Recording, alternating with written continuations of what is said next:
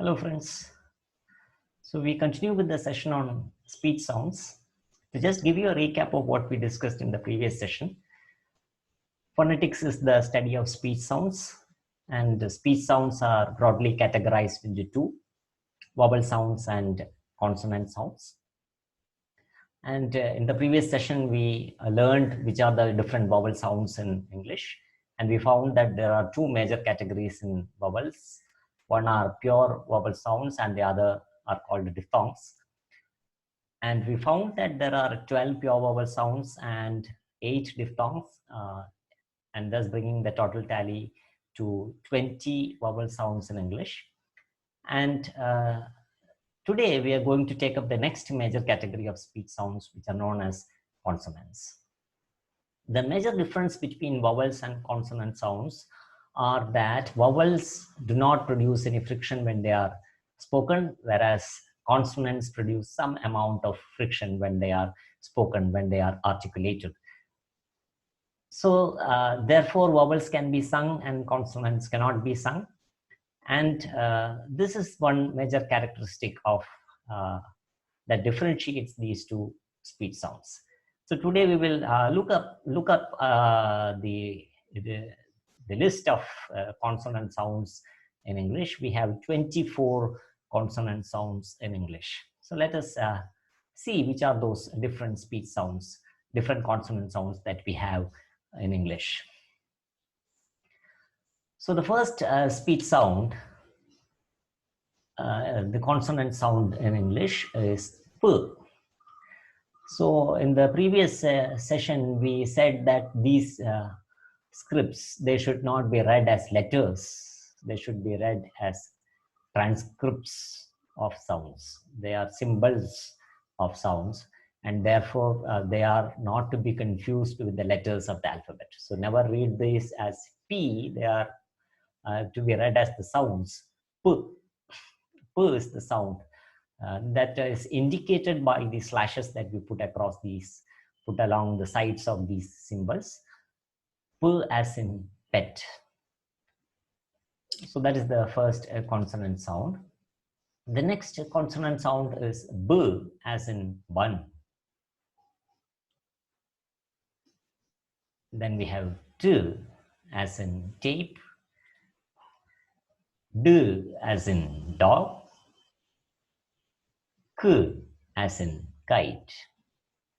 If we look at these pairs, P, B, T, D, and K, G, we can see that there is some something common about these sounds, these pairs. That is, P and B have similar pronunciation. The only difference is that P is voiceless and B is voiced. What do you mean by voiced and voiceless sounds? That is, when these sounds are produced by the speech organs, there is a felt friction in the vocal cords when you produce these sounds. Then those sounds are called voiced sounds. It can be easily felt by touching the area of the vocal cords while speaking these sounds. When you say P, there is hardly any vibration that you feel here. Whereas when you say B, there is a clear vibration which can be felt at the throat. This is the area where we have the vocal cords. So P is voiceless consonant, B is voiced consonant. Similarly, T is voiceless consonant and D is voiced consonant. K is a voiceless consonant, G is a voiced consonant. So this is the criteria that they have employed to categorize these speech sounds: voiced and voiceless sounds. And there is also another criteria from where these sounds are produced. That is the region in the mouth from where these sounds are produced. For instance, P and B, if we look at the way it is articulated by the means of these two lips, p and b, are produced by means of the touching of the lips with each other. So therefore they are called bilabial consonants, because they use the two lips. Bi means two, labial means lips, so bilabial consonants. So that is also another category of speech sounds, differentiating different types of speech sounds. Okay, so we have already discussed 6 sounds. The next sound is f, as in food. This is also a common word that is usually mispronounced as food. Every word that has a double vowel in their spelling need not have this long vowel sound in their pronunciation. Whereas we say G-O-O-D is good, but F-O-O-D is food. So there is a difference in the pronunciation, even with similar spelling. G-O-O-D is not pronounced as good, it is pronounced as good, but F-O-O-D is pronounced as food. So this is the reason why we need to study the pronunciation of different sounds separately. The next sound is V, as in very. S, as in sun and sun. So these kinds of words which have similar pronunciation, they are called homophones. Homo means same, phone means sound. So homophones are words having similar sounds. So sun and sun, S-U-N sun and S-O-N sun, have a same pronunciation, but they have different meanings, different spellings. The next sound is Z. Similarly, here too we can see that differentiation. S and Z are basically the same sounds. The only difference being that one is voiced and the other is voiceless. That is, one is produced by vibrating the vocal cords, one doesn't vibrate the vocal cords. That is, S doesn't produce any vibration in the vocal cords, whereas Z produces a vibration in the vocal cords. So that's the only difference between these two sounds. So this is how these words, these sounds are paired in phonetics. Consonant sounds are paired in phonetics according to two major categories. One is voiced and voiceless sounds, and second, the region where it is produced, that is the speech organs which are involved in the production of these speech sounds. The next sound is L, and as in lamp. The next sound is M, as in money.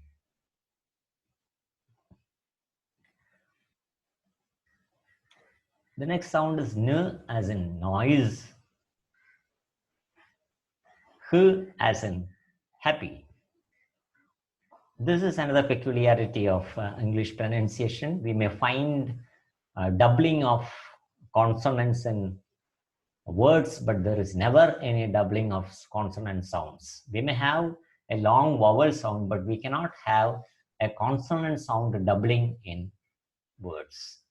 We can have consonant sounds doubling in their spelling, but never do we find such doubling in their pronunciation. For example, apple has A-P-P-L-E, but in sound it is just one P sound.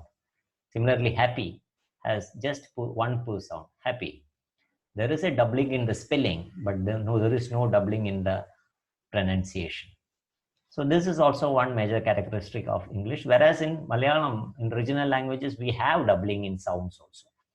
So for example, when we write kallu, there is a doubling of the L sound in Malayalam, whereas there is no such doubling sound of consonants in the English language. The next consonant sound is R, as in red. Here we have an interesting thing to discuss, because we discussed that consonant sounds do not produce any, they cannot be sung because they produce friction. For example, I cannot say N continuously. I cannot sing a consonant continuously. When I say N, the sound that we hear at last is just a sound. The N is heard only in the beginning, If I have to say n again and again, I'll have to say n like that. Whereas when I sing vowels, I can continuously sing e, oo, etc. But this cannot be done with consonant sounds. I cannot say n, I cannot say m.